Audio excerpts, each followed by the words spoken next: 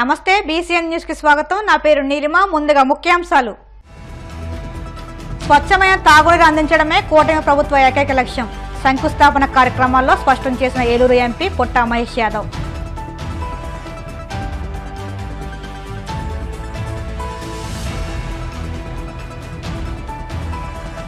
జగన్నాథపురంలో కూటమి నాయకుల ఆత్మీయ సమావేశం. ముఖ్య అతిథులుగా హాజరైన నర్సాపురం, భీమవరం, పెడన నియోజకవర్గాల ఎమ్మెల్యేలు.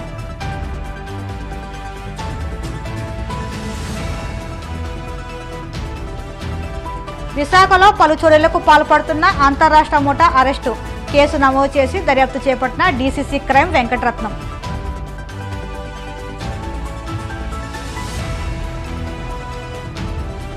పోలీస్ కమిషనరేట్లో పనిచేస్తున్న హెడ్ కానిస్టేబుళ్లకు పదోన్నతి. చిరు సత్కారం నిర్వహించిన విశాఖ నగర పోలీస్ కమిషనర్ శంకబ్రత బాగ్చి. స్వచ్ఛమైన తాగునీరు అందించడమే కూటమి ప్రభుత్వ ఏకైక లక్ష్యమని ఏలూరు ఎంపీ పుట్టా మహేష్ యాదవ్ పేర్కొన్నారు. ఆదివారం ఉంగుటూరు మండలం పెద్దవెల్లమిల్లి గ్రామంలో జలజీవన్ మిషన్ నిధులతో నిర్మించనున్న పనులకు ఉంగుటూరు ఎమ్మెల్యే పసమట్ల ధర్మరాజుతో కలిసి ఎంపీ పుట్టా మహేష్ యాదవ్ శంకుస్థాపన చేశారు.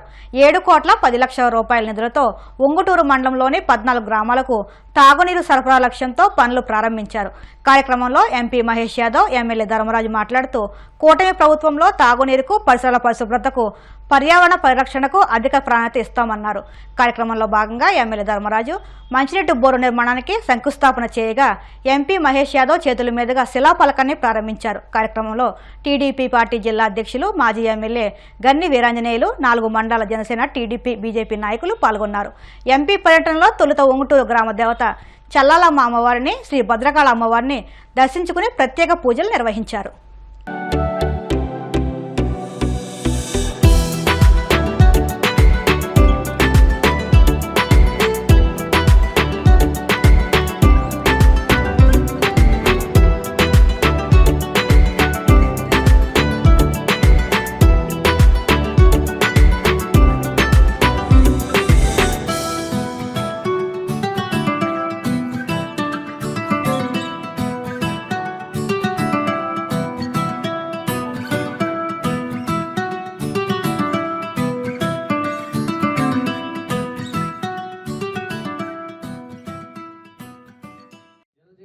అనే కార్యక్రమానికి విచ్చేసిన మన ఎంపీ గారు పుట్టా మహేష్ యాదవ్ గారు, అలాగే మన మాజీ శాసనసభ్యులు, తెలుగుదేశం జిల్లా అధ్యక్షులు గండి వీరాంజనేయులు గారు, ఇక్కడికి విచ్చేసిన జనసేన, తెలుగుదేశం, బీజేపీ కుటుంబ సభ్యులు, అలాగే గ్రామంలో పెద్దలు అందరికీ కూడా పేరు పేరున నా హృదయపూర్వక నమస్కారాలు తెలియజేసుకుంటున్నాం. అధికారులకి, అలాగే మీడియా మిత్రులకి అందరికీ కూడా నా హృదయపూర్వక నమస్కారాలు తెలియజేసుకుంటున్నాం.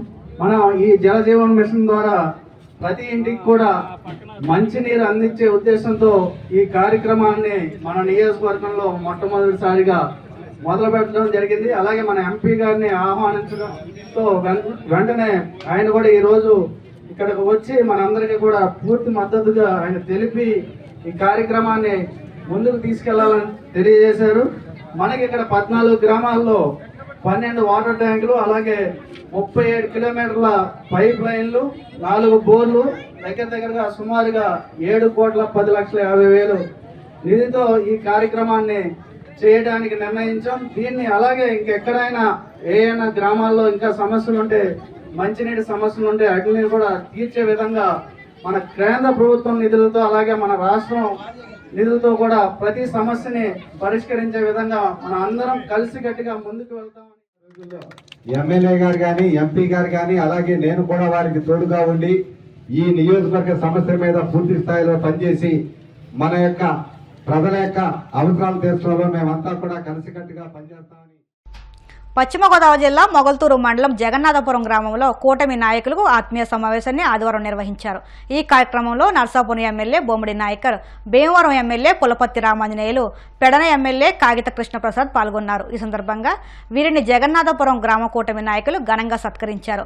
అనంతరం రామాంజనేయులు మాట్లాడుతూ నర్సాపురం, భీమవరం, పెడన నియోజకవర్గాలు తీర ప్రాంత నియోజకవర్గాలని, వీటి అభివృద్ధికి తాము ముగ్గురం ఐక్యంగా కృషి చేస్తామన్నారు.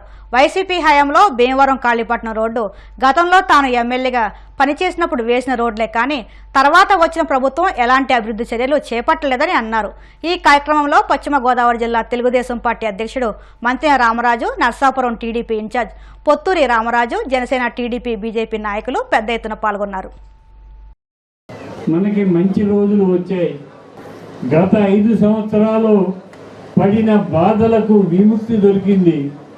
మీరు చూస్తున్నారు, భీమవరం నుంచి యనమతులు, దిక్కుమల్లు, దేయాలి దెప్ప, నాగేంద్రపురం,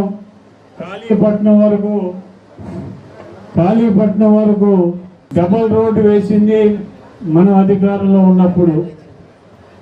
నేను ఎమ్మెల్యేగా ఉండగా భీమవరం నుంచి కాళీపట్నానికి డబుల్ రోడ్డు కావాలి, తీర ప్రాంతం ఇది అభివృద్ధి చెందుతుంది, అభివృద్ధి చెందుతున్న ప్రాంతానికి డబుల్ రోడ్లు అవసరం అని చెప్పి ఆ రోజున డబుల్ రోడ్డు వేయటం జరిగింది. ఇప్పుడు ఆ రోడ్డు పరిస్థితి చూడండి. నేను వేసిన తర్వాత ఈ రోజు వరకు కూడా ఒక తట్ట మట్టి వేయలేదు. అది వైఎస్ఆర్సీపీ ప్రభుత్వం చేసిన ఘనత. అది వైఎస్ఆర్సీపీ ప్రభుత్వం అంటే అభివృద్ధి లేదు, సంక్షేమం ఏదో చేసామని చెప్పుకుంటున్నారు కానీ ఆ సంక్షేమ కార్యక్రమాలన్నీ గతంలో చంద్రబాబు నాయుడు గారు చేసినవే, ఆయన కొత్తగా చేసినవి ఏమీ లేవు. తీర ప్రాంతంలో ఉన్న విలేజ్ల్లో ఏ విలేజ్లో కూడా రోడ్డు లేదనే పేరు లేకుండా చేస్తామని చెప్పి తెలియజేస్తున్నాం. మత్స్యకారులకి ఎమ్మెల్యే టిక్కిచ్చిన దాఖలాలు లేవు. అది పవన్ కళ్యాణ్ గారి వల్ల సాధ్యమైంది. పవన్ కళ్యాణ్ గారి నాయకత్వంలో ఒక మత్స్యకారుడికి టికెట్ ఇచ్చి అత్యధిక మెజారిటీతో గెలిపించి ఈ తీర ప్రాంతాన్ని అభివృద్ధి చేసే విధంగా ఆలోచన చేయటం జరుగుతుంది. మన ముఖ్యమంత్రి నారా చంద్రబాబు నాయుడు గారి ఆలోచన ఒక్కటే, ఆంధ్ర రాష్ట్రాన్ని నెంబర్ 1 రాష్ట్రంగా చేయాలి, భారతదేశంలో ఆంధ్ర రాష్ట్రం నెంబర్ 1 అవ్వాలి అనే ఆలోచనతో ఆయన నడుస్తున్నారు. మనకి పోలవరం ప్రాజెక్టు పూర్తి చేయాలని చెప్పి ఆలోచన చేస్తున్నారు. 2 సంవత్సరాల్లో పోలవరం ప్రాజెక్టు పూర్తి చేస్తాం, 4 సంవత్సరాల్లో అమరావతి రాజధానిని పూర్తి చేస్తాం. ఇవన్నీ చేసి మన రాష్ట్రాన్ని ఆంధ్రప్రదేశ్ అంటే నెంబర్ 1 ఆల్ఫాబెటికల్, ఏ అంటే ఆంధ్ర, ఏ అంటే ఫస్ట్, నెంబర్ 1గా చేయడానికి మేమందరం కూడా ఆలోచన చేస్తాం. మనకి ప్రజలు అవకాశం ఇచ్చారు. ఈ అవకాశాన్ని మనం నిలబెట్టుకుని ప్రతి ఒక్క ప్రజలకి కూడా పార్షాలిటీ లేకుండా ప్రతి ఒక్కరికి అండగా ఉండే విధంగానే మనమందరం ముందుకెళ్ళాలి, మన కూటమి ముందుకెళ్ళాలి అన్న విషయాన్ని ప్రతి సందర్భంలో కూడా మా అందరికీ తెలియజేస్తున్నారు. పైనుండి మీ అందరికి అండగా ఉంటాం, మేము మీ అందరికీ న్యాయం జరిగే విధంగా మేమందరం ఉంటాం, మన నియోజకవర్గాన్ని అభివృద్ధి పనులు ముందుకు వెళ్లే విధంగా మేమందరం ఉంటామని చెప్పి ఈ సందర్భంగా తెలియజేసుకుంటూ, కాళీపట్నం, భీమవరం కానీ, రంపా, కోమటిదొప్ప గ్రామాలు కానీ, భీమవరం, జగన్నాథపురం రోడ్లు కానీ రాబోయే రోజుల్లో ఈ రోడ్ల విషయంలో కూడా పూర్తిగా డిపార్ట్మెంట్స్ మాట్లాడి నేను సహకరిస్తానని చెప్పి మనస్ఫూర్తిగా తెలియజేస్తున్నా. ప్రజలందరూ ఒక విషయం మీ అందరూ గుర్తు చేసుకోవాల్సిన అవసరం దయచేసి చెప్తున్నా. భీమవరం, జగన్నాథపురం రోడ్లు కానీ రాబోయే రోజుల్లో ఈ రోడ్ల విషయంలో కూడా పూర్తిగా డిపార్ట్మెంట్స్ మాట్లాడి నేను సహకరిస్తానని చెప్పి మనస్ఫూర్తిగా తెలియజేస్తున్నా. చాలా సంతోషంగా ఉంది. ఈ రోజున మీ అందరి యొక్క ఆశీస్సులతోటి మరి పగలనక రాత్రి అనక కష్టపడి మరి మా అందరినీ కూడా గెలిపించడం జరిగింది. 5 సంవత్సరాలు మనందరం కూడా చూసాం. దుర్మార్గమైనటువంటి పాలనే మరి రాష్ట్రంలో మనందరం కూడా చూసాం. ఈ రోజున ప్రజలందరూ కూడా ఒకసారి పైకి వచ్చారు. మనందరూ కూడా కష్టపడ్డాం, మరి విజయాన్ని సాధించాం. ఈ రోజున మరి ఈ విజయాన్ని ప్రజలందరూ ఏదైతే కోరుకున్నారో, ఏదైతే ప్రభుత్వాన్ని ప్రజలు కోరుకున్నారో దాన్ని అందించాల్సినటువంటి బాధ్యత మనందరి మీద, ఇక్కడ ఉన్నటువంటి నాయకులందరి మీద ఉందని చెప్పి మేము తెలియజేస్తా ఉన్నాను. చాలా సంతోషం. అంటే ఒక అందరినీ కూడా ఒక ఆత్మీయ సమావేశం చేయాలని చెప్పి ఒక ఆలోచన రావటం, తద్వారా ఇక్కడ శాసనసభ్యులు కానీ వివిధ కమిటీలో ఉన్న సభ్యులందరినీ కూడా తెలిసి వారందరినీ కూడా సత్కరించుకోవటం చాలా శుభపరిణామం. ముఖ్యంగా గత 5 సంవత్సరాల్లో చూసాం, అందరూ కూడా ఈ పక్కన ఉన్నటువంటి అక్వారంగం ఎక్కువగా ఈ యొక్క ప్రాంతం అంతా కూడా, తీర ప్రాంతం అంతా కూడా అక్వారంగం మీద ఆధారపడి ఉంది. ఈ అక్వారంగం అంతా కూడా మనుగడ కోల్పోయి ఈ రోజు అందరూ కూడా ఇబ్బంది పరిస్థితి కనపడతా ఉంది. రోడ్ల వ్యవస్థ కానీ, ఒక పక్క పోర్ట్లు, మనకి పక్కన ఉన్నటువంటి మచిలీపట్నం పోర్టు కానీ అన్ని కూడా మూలపడిన పరిస్థితి ఉంది. ఈ రోజు గవర్నీలో నారా చంద్రబాబు నాయుడు గారు కానీ, పవన్ కళ్యాణ్ గారి యొక్క నాయకత్వంలో, ఎన్డీఏ కూటమిలో మోడీ గారి యొక్క నాయకత్వంలో పోర్టులు కానీ, అదేవిధంగా కొత్తగా అన్ని కూడా బీపీసీఎల్లో రిఫైనరీస్ కానీ ఎన్నో తీసుకురావడం జరుగుతూ ఉంది. ఎందుకంటే డ్రింకింగ్ వాటర్ స్కీమ్స్ అన్నీ కూడా ఈ రోజున డిప్యూటీ చీఫ్ మినిస్టర్ అయినటువంటి పవన్ కళ్యాణ్ గారి పోర్ట్ఫోలియోలోనే ఇవన్నీ కూడా ఉండడం మన అందరికీ ఒక కొంత అదృష్టమైనటువంటి విషయాన్ని ఈ సందర్భంగా తెలియపడుతున్నా.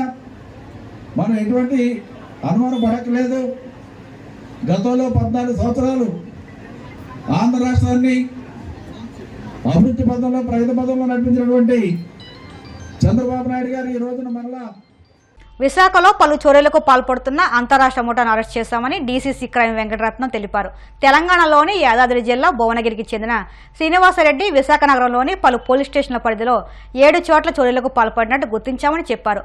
ప్రహ్లాదపురంలో ఓ ఆచార్య నివాసంలో 403 గ్రాముల బంగారం, 2620 గ్రాముల వెండి వస్తువుల అపహరణకు గురైనట్లు ఫిర్యాదు అందిందన్నారు. దీంతో పాత నేరస్తుల గురించి వాకపు చేసి వీరిని అదుపులోకి తీసుకున్నామని అన్నారు. నిందితుల నుంచి 235 గ్రాముల బంగారం, 1935 గ్రాముల వెండి ఆభరణాలు, ఒక ద్విచక్ర వాహనం స్వాధీనం చేసుకున్నామని అన్నారు. ప్రధాన నిందితుడు శ్రీనివాసరెడ్డికి మిందిలో పరిచయం ఉన్న దేవి నుంచి కూడా కొంత మొత్తం రికవరీ చేశామన్నారు. ఈ కేసులో 4 అరెస్ట్ చేశామని తెలిపారు. వైజాగ్ పెందుర్తి పిఎస్ లిమిట్స్లో ఒక అంతరాష్ట్ర ముద్దాయి అని అరెస్ట్ చేయడం జరిగింది. అతను మన పెందుర్తి పిఎస్ లిమిట్స్లో మరియు ఆర్లో విశాలాక్షి నగర్లో ఒక అఫెన్స్ చేసినట్టుగా మొత్తము 7 అఫెన్సెస్ చేసినట్టు ఒప్పుకోవడం జరిగింది. ఈ 7 అఫెన్సెస్ కూడా 2022లో ఒక అఫెన్స్ చేశాడు. అది బైక్ అఫెన్స్. యాక్చువల్గా 13 నెలలు మన విశాఖపట్నం సెంట్రల్ జైల్లోనే అతను శిక్ష అనుభవించాడు. అంటే హైదరాబాదు అండ్ 2003, 2005లో ఒక 2 years గాజువాక లిమిట్స్ మింది ఏరియాలో అతను నివాసం ఉన్నాడు. అప్పుడు కూడా దువ్వాడ పోలీస్ స్టేషను, గాజువాక లిమిట్స్లో ఒక స్టీల్ ప్యాంట్ లిమిట్స్లో 4 అఫెన్సెస్ చేశాడు. అందులో శిక్షగా మన జైల్లో 13 months శిక్ష అనుభవించి అతను 11/12/2023లో రిలీజ్ అయ్యాడు. అంటే గత సంవత్సరం డిసెంబర్లో రిలీజ్ అయ్యాడు. ఆ తర్వాత అతను ప్రస్తుతం ఉంటున్నదైతే భువనగిరి, యాదాద్రి డిస్ట్రిక్ట్ ఆఫ్ తెలంగాణ. అక్కడికి వెళ్ళిపోయి కంటి ఆపరేషన్ చేయించుకున్నాడంట. ఆ తర్వాత జైల్లో ఏర్పడినటువంటి ఫ్రెండ్షిప్ ద్వారా మళ్ళీ మార్చి 3వ తారీఖున విశాఖపట్నం వచ్చాడు. ఫస్ట్ అఫెన్స్ వచ్చి విశాలాక్షి నగర్లో చేశారు. ఆ తర్వాత ఎవ్రీ 15 days 20 days గ్యాప్లో, అంటే మార్చి నుంచి మే వరకు కూడా అఫెన్స్లు చేయడం జరిగింది. మనకి మే 29/5/24న ఒక కంప్లైంట్ భరతనగర్ ప్రహ్లాదపురం ప్రొఫెసరు కంప్లైంట్ ఇవ్వడం జరిగింది. వాళ్ళు తీర్థయాత్రలకి గుజరాత్, సోమనాథ్ అవన్నీ వెళ్ళగా అప్పుడు అఫెన్స్ జరిగింది. సో ఆ కంప్లైంట్ని బేస్ చేసుకొని మనము ఇన్వెస్టిగేషన్ అనేటటువంటిది చేసాము. అంటే అంతకు ముందు నుంచి చేస్తున్నాము. ఎవరా ఏంటా అన్నది కొంచెం ఇదిగా ఉంది. మనం టెక్నికల్ ఎవిడెన్స్ యూజ్ చేసాము, అతన్ని క్యాచ్ చేయడం జరిగింది. ఈ అఫెన్సెస్లో టోటల్గా 403 గ్రాముల బంగారం టోటల్ ప్రాపర్టీ లాస్ అయిందండి. అలాగే 2620 గ్రామ్స్ వెండి కూడా లాస్ జరిగింది.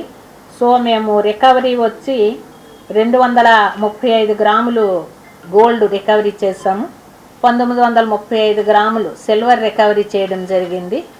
అలాగే బైక్ కూడా రికవరీ చేసాం. ఈ 7 కేసులు. టిఎన్ఎస్ ద్వారా చూస్తే ప్రజెంట్ 17 కేసులు ఈయన మీద రికార్డ్ అయి ఉన్నాయి. ఇప్పుడు ఒక 7 కేసులు. సో టోటల్గా 24 కేసెస్ ఉన్నాయి. ఇంకా చాలా ఉండుంటాయి. 2009కి ముందు కేసులన్నీ కూడా మాన్యువల్గానే ఉంటాయి. మా రికార్డ్స్లో అంతగా ఉండవు. అది కూడా చూస్తే అసలు వాడికి అడిగితే ఒక 50 కేసులైనా ఉంటాయి అని అంటున్నాడు, ఒప్పుకున్నాడు. శిక్ష అయితే ఇప్పటికీ ఒక 3-4 టైమ్స్ కూడా శిక్ష అనుభవించాడు చాలాసార్లు. ఇప్పుడు కాసేపు ప్రకటనలు.